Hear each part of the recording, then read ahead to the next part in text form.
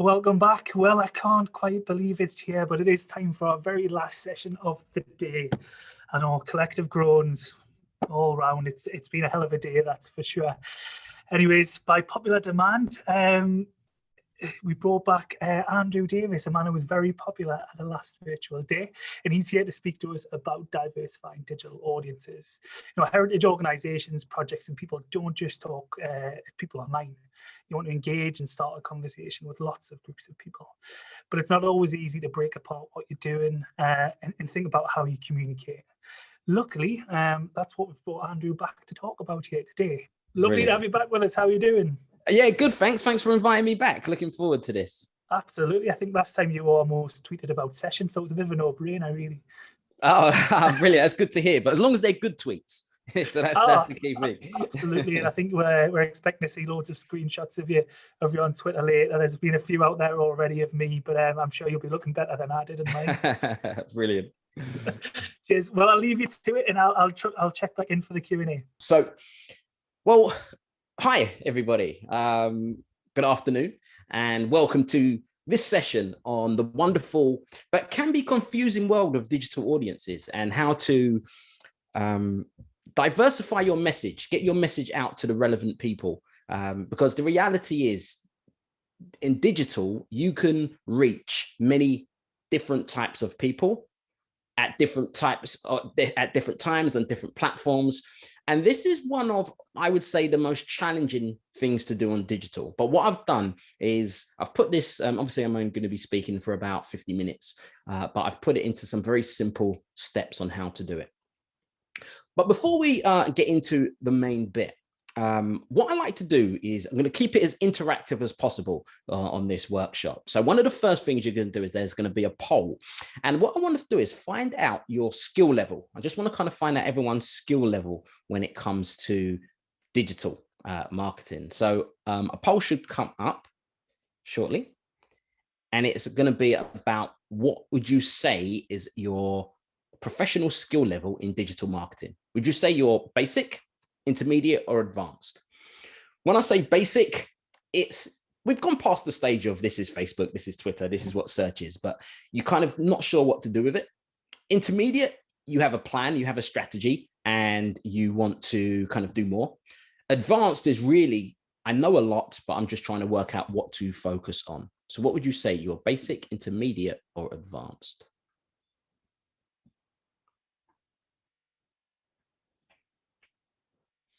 Okay, brilliant. So we've had a lot of people voting, and by far, basic as one, followed by intermediate, and then we've got a couple of people that's advanced. Which reason why I like to know that, because it gives me an idea how to pitch this webinar. And the people who are basic, we're going to keep it relatively basic. People that's intermediate, or advanced, it won't be too basic for you. I'll make sure everybody is covered. Now, for the next 50 minutes, I have 3 rules. And the first rule is about your mobile phones. And that is, can you please keep your phones on, obviously, on silent, but also try not to be too distracted by it. The reason why I want you to keep your phones on is because I do not mind to say that you're in the middle of an amazing presentation with @Andrew_Davis. So I will not be offended at all. Now, the real reason is I'm going to show you a number of tools that you can use that you can get instant results. And the reason why I say use your phone is because obviously I'm going to show you via my laptop, but the reality is this is your best friend. So use your phone to get some results. My second rule, please do not believe a word I tell you over the next hour or so. They say knowledge is power. I don't believe that. I think knowledge is potential power. It's what you do with the information that counts.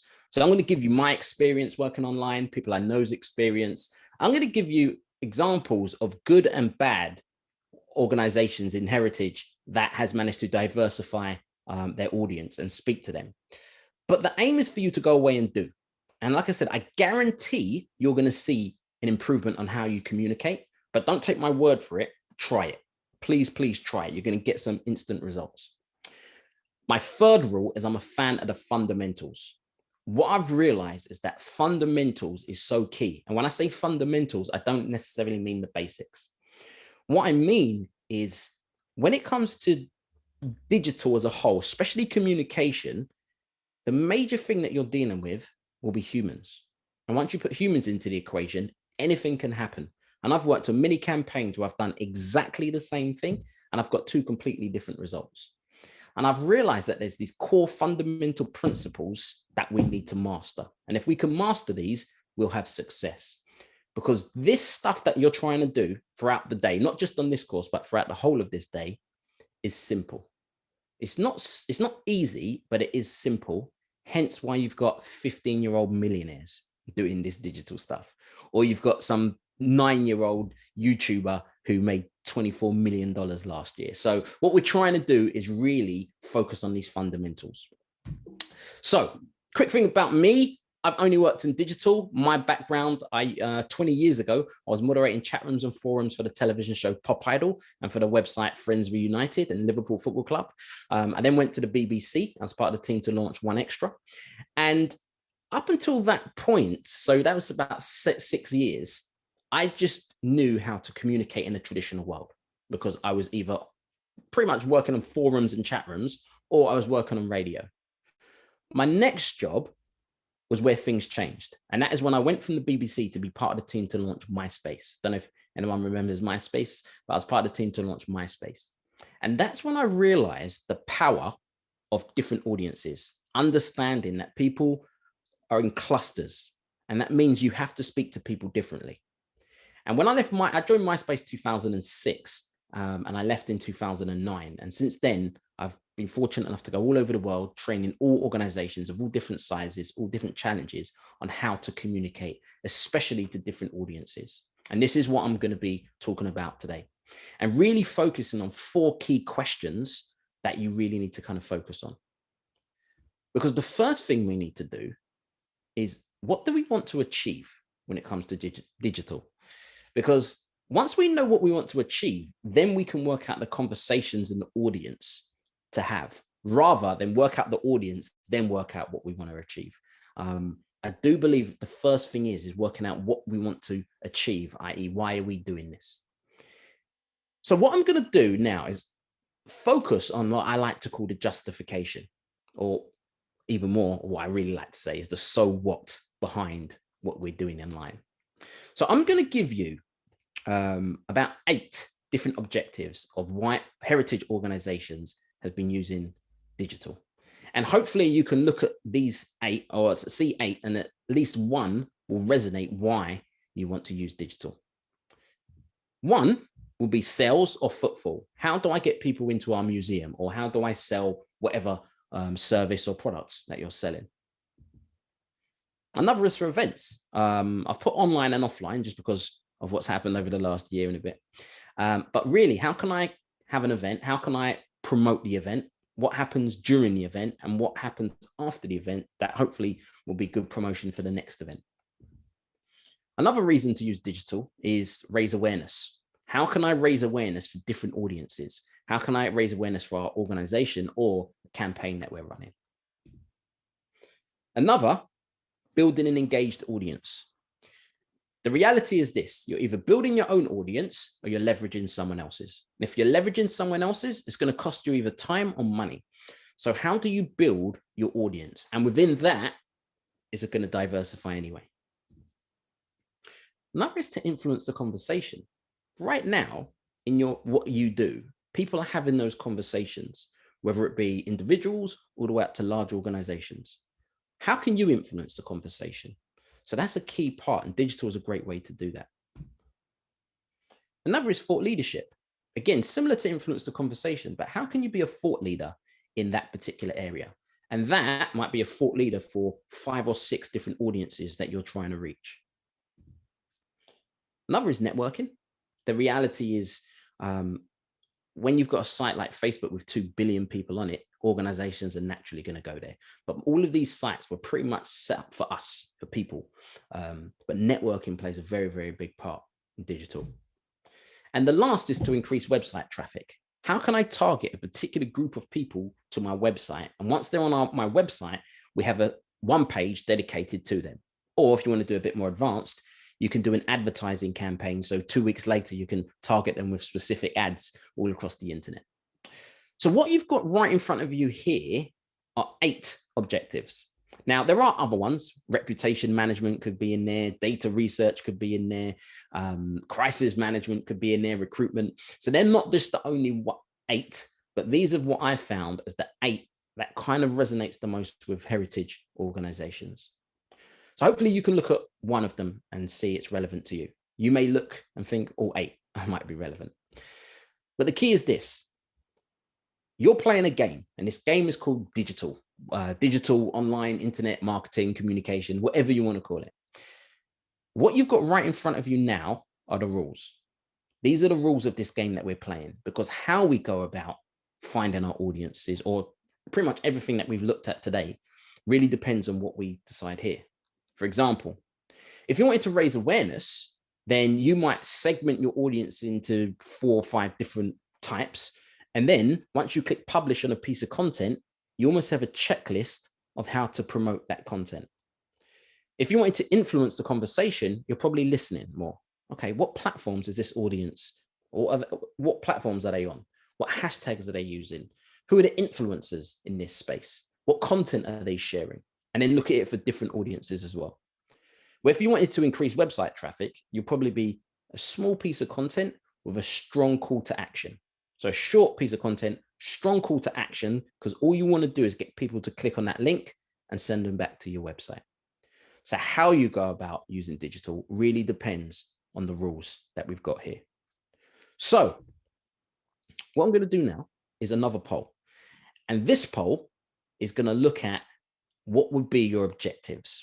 So if you had to, just again, go through what was on the list. So you've got 8 there. If you had to look at one of these, now just one, what would that be?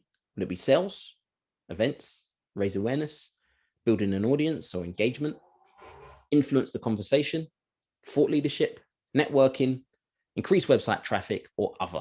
And I've put other because, as I said, this is just what I've seen has been the most for heritage organizations, but there are other ones like recruitment, reputation management, etc. So I'll give you a few more seconds.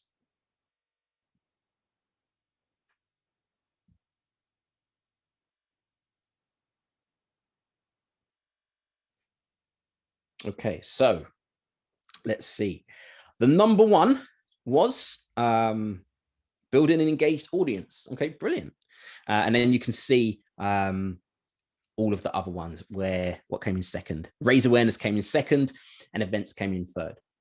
Now, I often say to people, think big, start small, because the reality is if you're building an engaged audience, by doing that, you're going to raise awareness.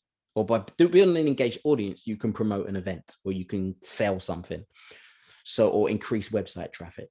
So, but if I said to you, just pick out of these 8, pick ones that's relevant, you might have 3 or 4. And if you had to go and do 3 or 4, it becomes overwhelmed. So that's why I always say, think big, start small, start with one, do that one well, and then others will naturally happen.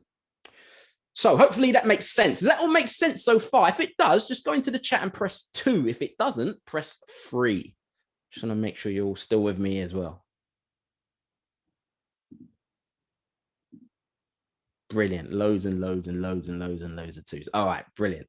So, and even some smiley faces as well. All right, brilliant. So the first question is, what do you want to achieve? So then the next question is, okay, once we know what we want to achieve, and let's say build an engaged audience, the next thing we want to know is who are we trying to reach, or our target audience. Now, there was a great saying by a lady called Esther Wilson, and she said, channels such as Twitter and Instagram have allowed organizations to not only engage their existing audience barred from a physical visit, but expand their reach by engaging new groups of people. So because of what's happened, because of things have been closed, not just your industry, but every industry has gone through this digital transformation. And hopefully we're really starting to see the power of the internet. Whether we're delivering is another thing, but we're starting to see the power of what's possible. Now, one of the things that we need to work out when it comes to all these, whether it be existing groups and new groups, is the person, the target audience, or as you might know, the persona. Now, when it comes to finding a persona or creating a persona or your target audience. There's many different ways you can do this. There is a webinar.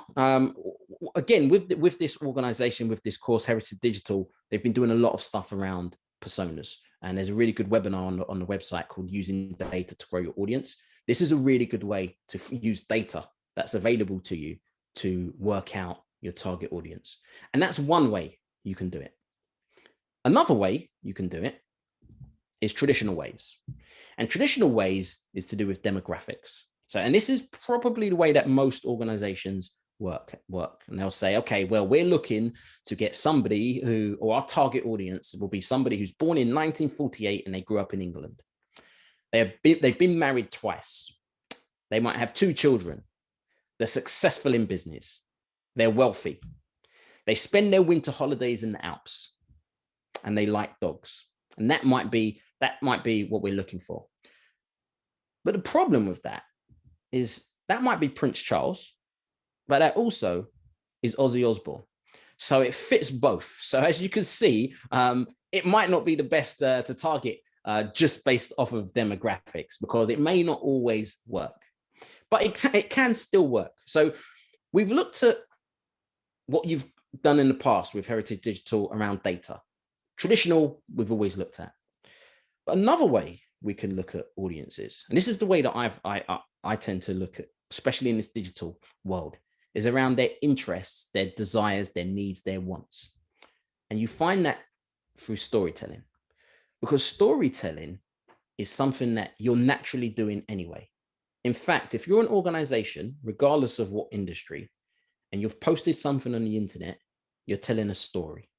It's just that most people are telling a bad story. So what we want to know is what makes a good story and what is the type of story that we're telling.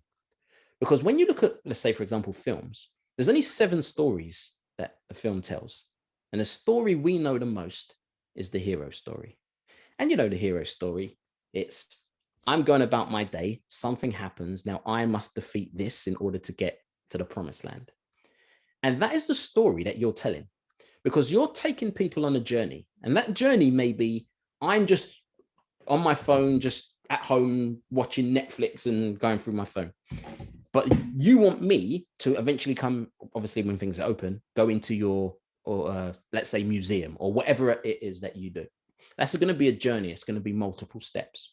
So essentially, that's what you're doing. And that's what everyone's doing. So we need to understand that. The problem is most organizations think they're the hero of this story that they're telling, and they're not. The hero, and you're probably thinking, oh, yeah, I know who the hero is. And that, yeah, it's the end user. That's going to be the hero. But you'll be surprised by the amount of organizations that create content that will say things like, we've been around since 1971. Look at this award that we won, which is great. But at best, it makes the hero or the target audience or the persona says, good for you. So what we want to be able to do is take them on the journey, because once we start making ourselves the hero, they're not on the journey because there's only room for one. So that's the first thing, because who's the hero? What's stopping them?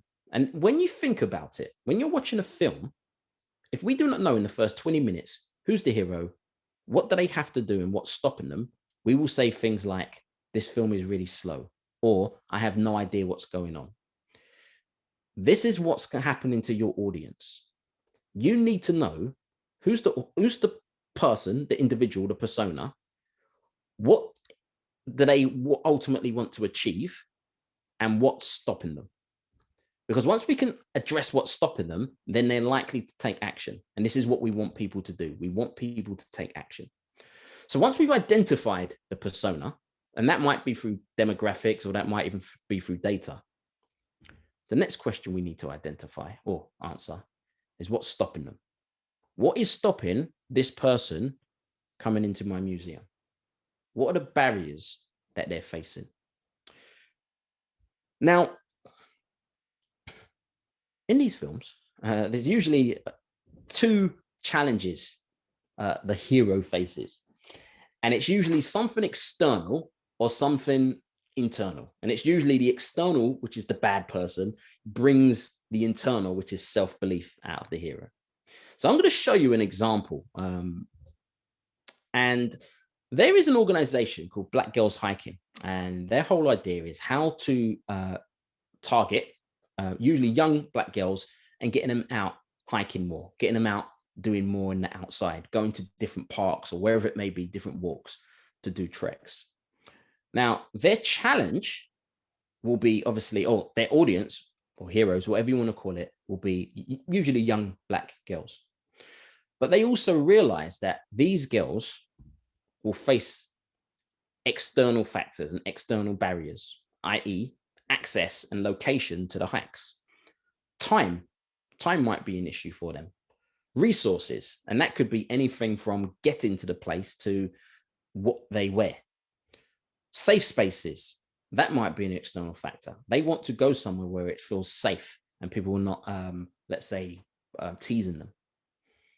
Racism, that might be an issue. They actually faced people when they were there, when they got some there and doing the treks, people were saying, this is not the ghetto, this is not inner city London. So these are the things that they were facing. And also different types of prejudice. Oh, it's a group of girls, what are you doing? And so these were the things that they were facing. But they brought out things, internal factors, like they feel unwelcome, they feel anxious, they feel like that hostility, threatened, not represented. So when it comes to this organization, what they decided to do was create content that made people feel welcomed, take away that anxiety, take away that being threatened and not being represented, but also address it being a safe space, how to get there, looking at time, how long it takes, understanding how to deal with bigoted people. And once you can tick the external and internal factors, it gets people to take action, especially the internal ones, because people take action based on emotion, not logic. So this is some of the really key things. Now, this is just one live example that I just showed you. But the reality is, if you're reaching different audiences, one might be people who come to your, let's say, park or museum. Another might be funders. Another might be staff. All of these different audiences, existing customers, new customers, they're all going to have internal and external barriers that's stopping them doing what you want. Your aim is to figure out what they are. What are the external factors?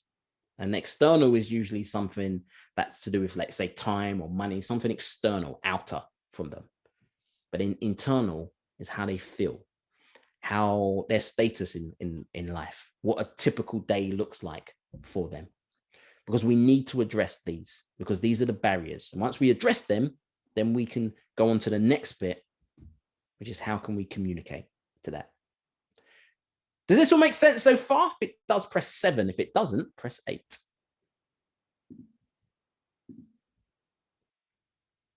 Brilliant. Loads and loads and loads and loads and loads of 7s. Perfect, perfect. Even some smiley faces there as well. Great. So what we've done so far is we've worked out what do we want to achieve? And there are objectives that we're trying to achieve. And that is the so what factors. So those 8 factors, and building an audience was the number 1. We then looked at who we are trying to reach. And we looked at 3 different ways. We could look at, again, webinars that Heritage Digital's done, really good way to use data. And that's something we need to look at. We also can look at traditional ways that we've always looked at, but just be aware that the traditional ways work very well in a traditional world. In a world to communicate, which is via TV, radio, and print, it worked well. But on the internet, where there's so many different audiences, different factors, people's interests, social media is really about interests. It's really understanding storytelling, because you're telling the story anyway. It's just that most people are telling a bad story. And once you tell a story, who are the heroes of this story and what are the barriers that's stopping them? So now we need to look at how we communicate to them. So you are now in the content business. You are a media company by default. Whatever you do in the heritage space, you are that plus a media company. And the reason you're a media company is because you're putting content on the internet. And if you've sent a text message, you're a media company. If you've created an app, let's go from text messages all the way to an app, you're a media company, which means you're fighting for attention. And that means you're going up against the BBC, you're going up against CNN, you're going up against the English football team, you're going up against that 15-year-old Instagram model that does makeup. So everyone is fighting for attention. So we need to be thinking like a media company. Now, one of the key things that a media company needs to think like, especially when they're trying to reach different audiences, is understanding an online conversation. Because an online conversation works exactly the same as an offline conversation, which means listen, interpret, respond. Listen, what did you say? Interpret, okay, what does that mean to me and my organization? Respond, what do we put out? And every audience that you're trying to reach is going to be different. But how you listen is functional. How you respond is functional. Interpretation is vital. And when we're going into this digital world where some people will say the machines are taking over, I don't think it's going to be as bad as that. I'll say we're more cyborgs. I'm half person, half machine. And this is what I mean by cyborgs, because we're attached to our phone. Vitality and understanding and interpretation is what's going to help you. Because we see machines already. You go to the supermarket, you see machines. You go to, well, I used to work in Sainsbury's. I used to work as a cashier. Now, self-service. So now you're seeing the machines and they're getting rid of functional people. But what this is about, this whole day is about, is understanding digital so you can be vital. So the machines need you. So one part of the conversation, or a part of the conversation, is listening, interpret, respond. What are people saying? What does that mean to our organization? And then what should we say? Most people, I can tell you this right now, just focus on what do I put on, what do we send out as an email? What do we put on Facebook? What do we do in Instagram? But as I said, listening, interpretation is key. Yorkshire Dales National Park. Catherine Kemp, who is the education and events manager, said, we used those contacts to talk to the groups about what they needed. We spoke to the community groups first and then developed projects based on what they said would help. So again, this is a typical example. She had a community, asked them the right questions, and then listened.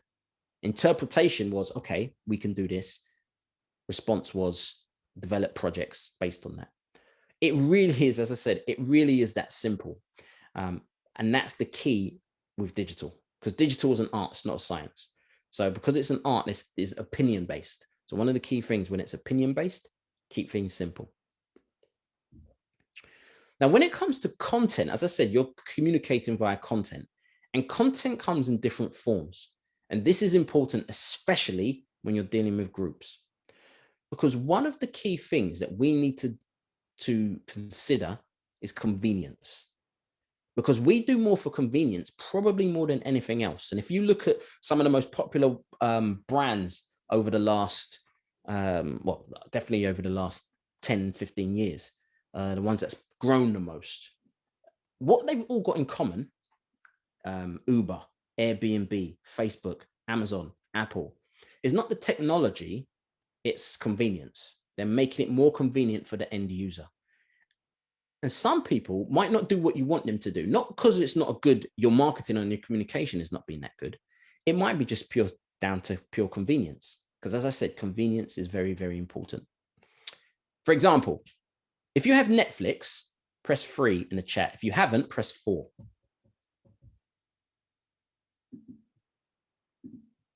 Okay, loads and loads and loads of 3s, a few 4s in there, but loads of 3s. Now, I don't know if you noticed this, but every film I type in Netflix is never on Netflix. I don't know if anyone else has noticed that.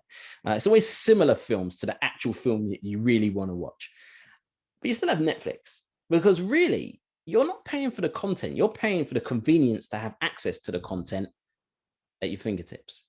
Same as Spotify. You know, I worked in the music industry for 10 years. I've not paid for music since the 90s, but I pay for Spotify, but I'm not paying for the music. I'm paying for the convenience. So one of the key things that we need to understand is convenience, and how can we make our content convenient? And content is multi-purpose now. When I worked at the BBC, I used to create radio shows for radio. Now I watch radio on a video platform via my phone, if that makes sense. As I said, content is not linear. Content now is multi-purpose. We can take this 50-minute talk and chop it up into 1-minute clips, and we've got 50 small videos that can go a month and a bit's worth of content that we can put on Instagram. We can also take the same video and we can take about 30 different screenshots and images, which we can put on any platform, and we post that every day. We've got a month's worth of content. Audio, we can extract the audio from this webinar, and that could start a potential podcast, or we can have it because, let's say, for example, some people don't want to read, they want to listen. And we can transcribe this. So now we've got text as well. So with one video, which we're recording anyway, we've got multiple videos, we've got images, we've got audio, and we've got text. So when it comes to content, as I said, it's not a case of creating more content. It's, can I get the most out of the content that I've created? And also, can it be accessible to different audiences? Because sometimes if somebody gave me a video now and I'm in the middle of doing this talk to you, I can't watch the video. But if it was an image, I might be able to scroll through the image. Some people might be saying, for example, rather than give me an image, can I just give me audio? Because I'm walking down the street and I want to listen to it. And some people might say, forget the video, just give me text. I'll print it off and I'll read.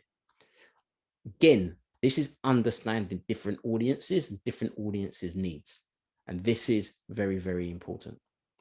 So different types of content. Does that make sense? If it does, press 1. If it doesn't, press 2.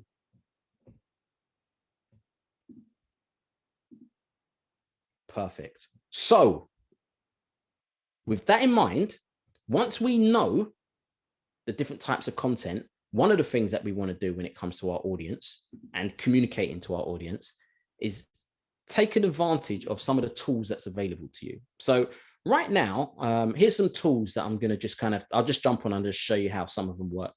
So does anyone in the chat just want to give me a keyword that's relevant to them? And I'll show you how some of these tools work. So if you just put in the chat any word that's relevant to them, and I'll just pick one of them. So let's go with, there's a lot coming in. Let's go with heritage. Yeah, let's keep it heritage. All right, so I'm going to show you a couple of tools. So I'm just going to jump on. So this is my, obviously my laptop. If I just type in heritage, now I can use, I saw some that come up, textiles, locomotive, and a whole bunch of ones that came up. One of the tools that I always like to have is a tool called Keyword Surfer, because what you're going to see now in my screen, this is the SERPs, by the way, the search engine results page. If I typed in heritage, which I just did, it tells me that in the UK, there's 22,000 people, or 22,200 people that search that particular keyword every single month on average. Also, if I was going to spend money, so these guys, if I clicked on this link, it will probably cost them roughly about $1.50. Also, it tells me what other words come up when it comes to heritage. So heritage, it looks like a lot more to do with DNA and etc. Where we'd be interested in probably things like national heritage. So this is one tool that I like to do, because again, I want to know roughly how many, if my audience is typing in a particular keyword, I want to know the keywords, but also how many people are typing it in roughly every single month. Because if there is nobody, then I probably won't be creating content to be found because no one's looking for it. But if there is a good number, that shows me there's a demand for it. Another tool I like to use is called Answer the Public. What Answer the Public does is, again, if I go into here and I type in heritage, this tool, if done correctly, you will never have to worry about coming up with content ideas again, because this tool helps you find ideas. So I typed in heritage and it's got a whole bunch of questions, prepositions, comparisons, and also the alphabet as well, connected to do with that. So if I typed in heritage, again, you probably want to type in like more, for example, heritage or museums, etc. But here you've got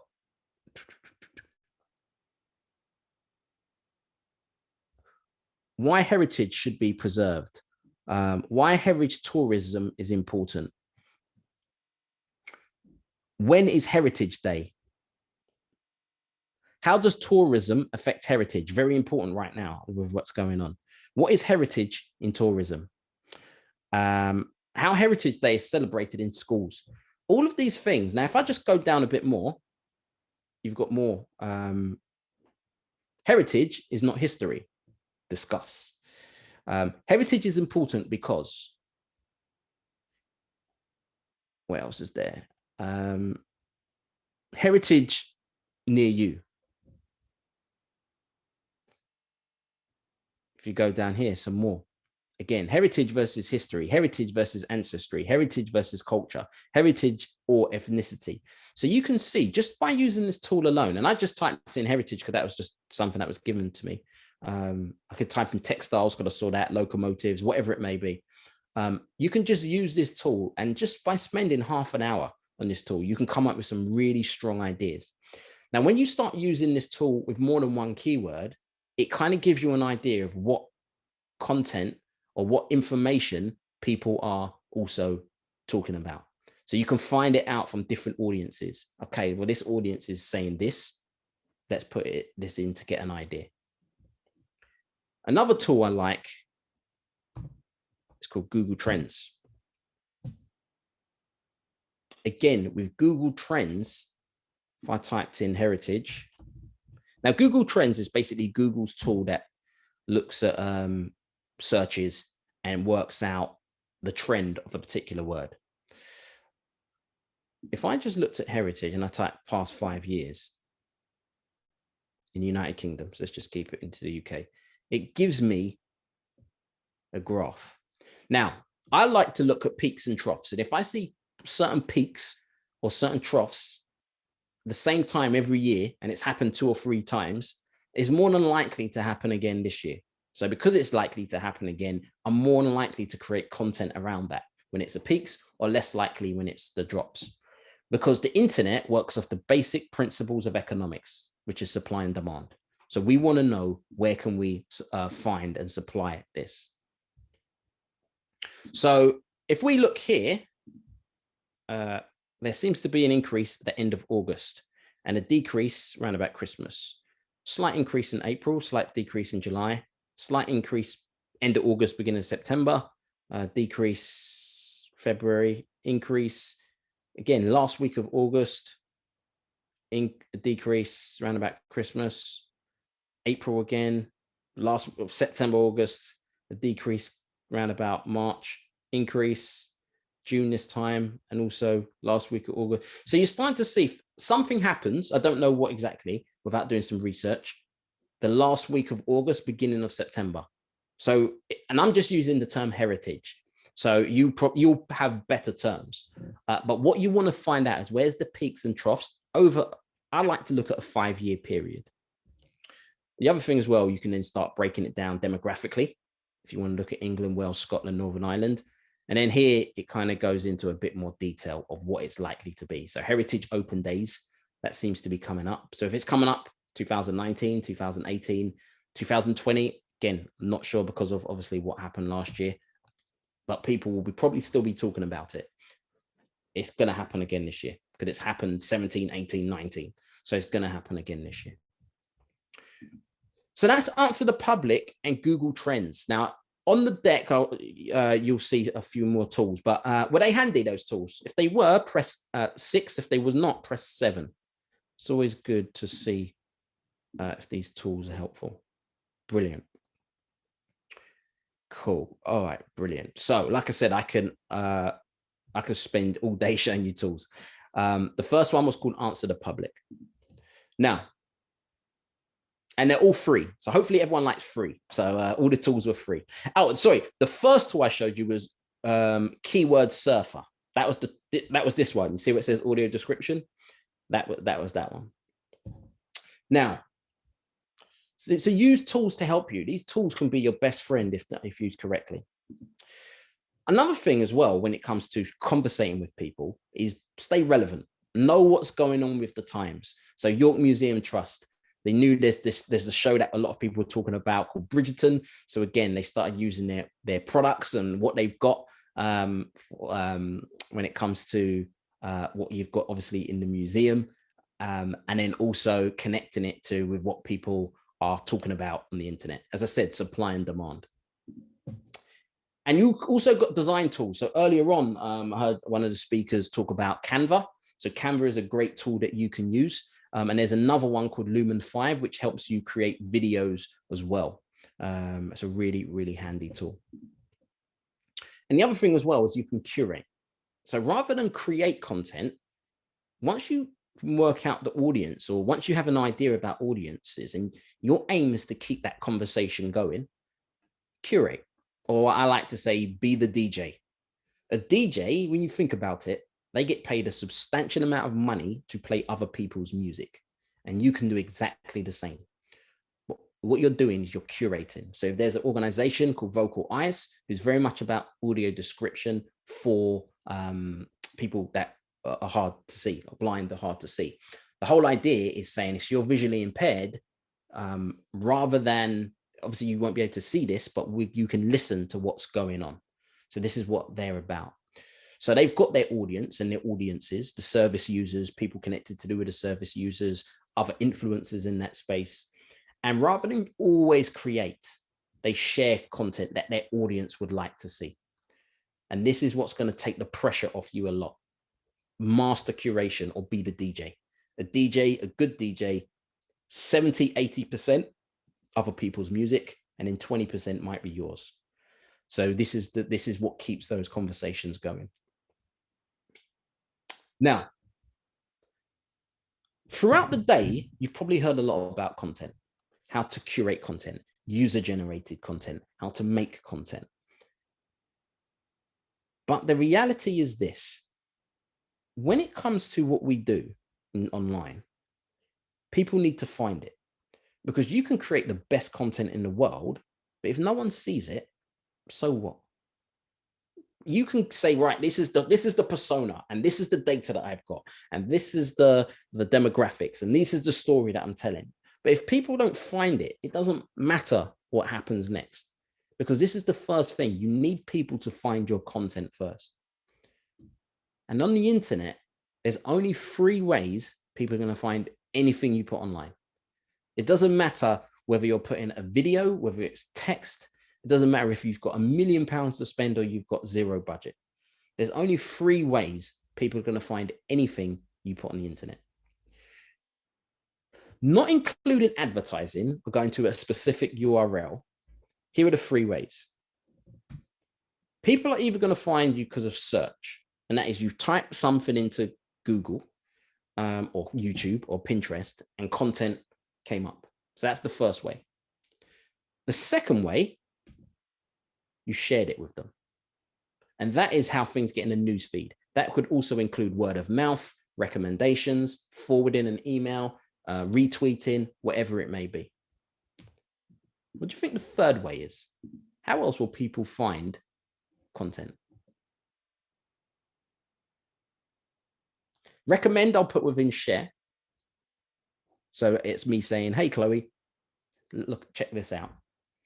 Hannah, yes, that is correct. Ian as well. And that is, you stumbled across it or you found it by accident. And that is, have you ever been on YouTube and you're watching a video and it's got related videos and you're like, what's this? And you watch a video and another video and another video. And then hours later, you're still on YouTube. What's happening there is you went for one thing and you ended up somewhere completely different. And this is to do with the algorithms of the site. Yes, Heather, the fatal YouTube rabbit hole. And Wikipedia. Wikipedia gets you on those wiki trails as well. So when it comes to your content, it's really important, regardless of the audience, and we know different ways on how we can target the audience. We also need to know what keywords are they using. And I showed you that when I showed you the keyword surfer as well. We need to know, why would anybody share this particular piece of content? So what is those viral triggers? What is the reason that people would share? And the more you tick those external factors, the more likely people are to share. And the last is, how does it work with the algorithm of the website that I'm using? Whether you're using Facebook or Instagram or any of these social media platforms, there's an algorithm. And one thing that's consistent across all of the algorithms is engagement. And engagement, if someone posts, if you post to whatever audience, there's only a few ways they can engage. They could like a post, they could share, they could leave a comment, or they can leave some form of reaction. And then you want to add some more, they could view a video, they could click save to bookmark and then show more if it's a bit more text. That's pretty much it. That's all they can do. But these are the key things that helps when it comes to working with the algorithms of the website. Now, as I said, I can't think of any more. If you can, please let me know. Ideally, let it begin with an S, makes my job a lot easier. But I can't think of any other ways apart from, as I said, going directly to your website or advertising. And when it comes to advertising, this is another way we can target our audience. The reason websites care so much about your information or your data is because they can target very, very well. You know, the reality is the likes of Facebook can target women who are 74 years old, that live in Leeds, that has a little Yorkshire Terrier dog, that loves the television show, The Great British Bake Off, and is a big fan of Stormzy. You know, you can target those, 6 women if you wanted to. You could never do that in a traditional world. So again, understanding that advertising is a great way that you can target people as well and work out different audiences and help diversify those audiences. To conclude, the author Seth Godin says, when everyone is playing the same game, your execution is critical. Everyone is online now. And because you're online, everyone really, whether they know it or not, are looking for different audiences. You know, everyone is doing that. Everyone's trying to diversify their digital audience. So when it comes to having success, it's not so much we've got something that's so unique, our USP, because if it was so unique in the marketing world, someone would just copy you. If you're doing very well, people will copy you. In fact, there was a whole session earlier on about, I can't remember his name, I think his name was Josh, and he talked about the piracy. So again, there's a really good webinar as well, but people can copy. Success leaves clues. So you're going to look at what works and what doesn't. But really, it's about how you execute. It's understanding that, yes, we're going to reach different audiences, but more importantly, why are we doing this? We want different audiences because we want to create an engaged community. Okay, who are the types of people that we want? How are we going to find them? We can find it via interests, and that's the story that we're telling. We can look at data. We can also look at traditional demographics, but be aware there's some limits in this digital world. Know that there's barriers. What are the things that's stopping them? And then understanding ways and different ways to communicate with them, whether it be coming up with ideas and using sites like Answer the Public based on data, and then using other sites to quantify that as well. And this is what's really going to make you stand out, especially now, because everyone is gone online. So if you like the tools, on my website, I've got a guide, and it's, at the moment, it's 531 free tools. Now, when I say free, I don't mean free for 7 days or 14. It's free all the time. So these are, at the moment, there's 530 free tools. I think I showed you 3. There's another 528. So feel free to just use that site.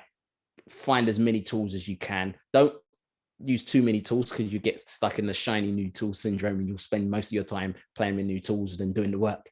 But again, it's something for you guys to help you with. And here's some of the resources. So I can give you some of the resources as well for the tools that I used.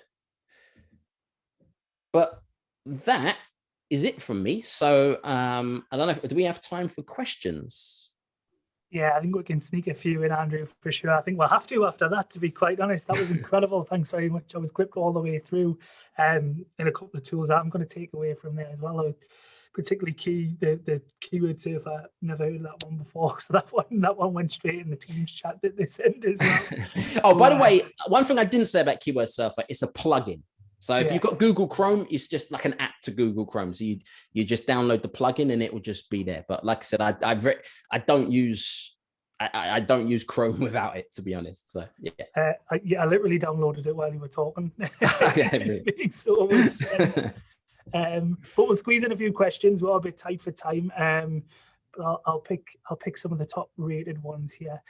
First one from Beth. If you're a social media team of just one person on a part-time basis, what would be your top tips? What should Beth definitely look to get in place? Is that for diversifying the audience or just generally use of social media? I think it might be, I'm going to go on a limb here and say, I'm going to guess it's just engaging people through social. Okay, so what I would do, the reality is this, and social, there's only 3 questions you need to answer because these are the questions that everyone's trying to answer. What content can I create? How can I get that content to the relevant people? And what can I get them to do? What content can I create? How can I target, promote to the relevant people? And what can I get them to do? So if you're just starting, one of the things I would work out is what content can I create?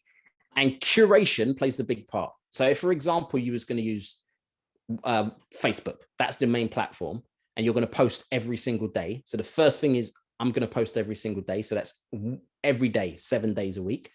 5 or even 6 might be curated, and 1 might be your own stuff that you create. So you actually, it takes that's the first bit of pressure. Secondly, you need to understand how to promote. And promotion is, you want a checklist of, once I click publish, what happens? So on Facebook, you've got something called edge ranking, and edge ranking, what helps with the news feed. So understanding affinity, understanding timing when you put. Facebook or any platform doesn't like to see a link sending you off of Facebook. So you don't want to necessarily do that. So first thing is your objectives. Why are you doing it? Second, content and a mixture of creation and curation. Thirdly, knowing how to promote. And then 4th is the conversion. And that's usually connected to your objective anyway, and making it easy and convenient for people to do what you want them to do. And then after that, patience, focus, consistency. And that's pretty much all you need. Simple as that. Thanks very much, Andrew. Next up, we have a question from an anonymous attendee. If we want to reach a specific demographic, for example, young people, how can we use the tools that you just mentioned, keyword surfer or ask the public, for example, and differentiate what is important to a specific audience to what is important to everyone else? Okay, so if you want to reach young people, so first off, it is a case of trying to work out what platforms they're using. So if, for example, you want to reach very young people, you might want to look at something like TikTok. And if you're going to look at TikTok, then you might not want to use some of the tools that I showed you. You might want to look at TikTok specific tools. That's why I gave you also the big 530 platforms. But there's a tool called Social Blade, which is really good when it comes to looking at TikTok and finding out a bit about platforms to give you some insights. If, for example, you wanted to reach young people on Instagram, then you might want to use hashtagify me, which is looking at the hashtags on Instagram. So ultimately, regardless of the audience, especially if it's young people, you want to know what platforms are they hanging out at? Who are they having those conversations with? Who are the influencers in that particular space? Seeing what content works, because content plays a big part on what happens on each platform. And in fact, even if you look at Google, if you typed in complete guide to social media marketing, you will see a whole bunch of blog posts. If you type in complete guide to mental health, you'll see books. Intent plays a big part. So that's another thing. And there's another tool you should look at, and it's called BuzzSumo. BuzzSumo tells you what content is being shared on social media platforms. So if you type in a particular keyword, it tells you what content is being shared, the types of content or the intent of the content, and on what platforms. So hopefully that answers. So like I said, I've only got 40 minutes. So I'm only just showing you a few tools, but there are that's why I also showed you here's another 500 and something tools as well. No, I think that was really helpful. I also think it's something that we've been doing a lot of work with personas on at Charity Digital recently, and about to embark on a bit of a project. If you're looking to reach more of the people you have as your audience, talk to those people. I think that's really important. Find out where they get all their other information from when they're not speaking to you or not engaging with your content. Where else, like, what platforms do they use themselves? Do they use Facebook, or do they use Instagram? That sort of thing. That really helps us to sort of build our own personas internally. And you're not just going to have one or two; you might have 6 or 7. Yeah, exactly. And I think what you said there, Chris, when it comes to content creation, there's 3 ways you can do it. You can make content, you can curate content, and you can do what Chris said, which is document. And document, the main part of document is just leaving comments. You know, you can build a whole strategy just by leaving comments on people and finding out information and getting involved in those conversations. And a lot of people online are actually happy to speak to people, because it's only a very small amount of people on the internet that's got huge followings where they can't get back to you because they're getting inundated with messages. Most people don't have that. So you can just, there's a guy called Gary Vaynerchuk, he calls it the coffee strategy. You can sit down over a coffee or peppermint tea or whatever you drink. And then just until it's finished, you just find people on different platforms, again, relevant to you, and just start leaving comments, jumping in conversations. And the more you do that, the better you get at conversating online, and the insights that's available to you, unbelievable what you get for free as well. Great, yeah, absolutely. Well, Andrew, I could sit here and talk to you all day, to be quite honest, but I think people have got a bank holiday weekend to go and start. Oh, yeah, sorry. I forgot it's the long weekend tomorrow. Yeah. we better call it a day there, but thanks very much for joining us again. Cool. It was an absolute pleasure to hear you talk.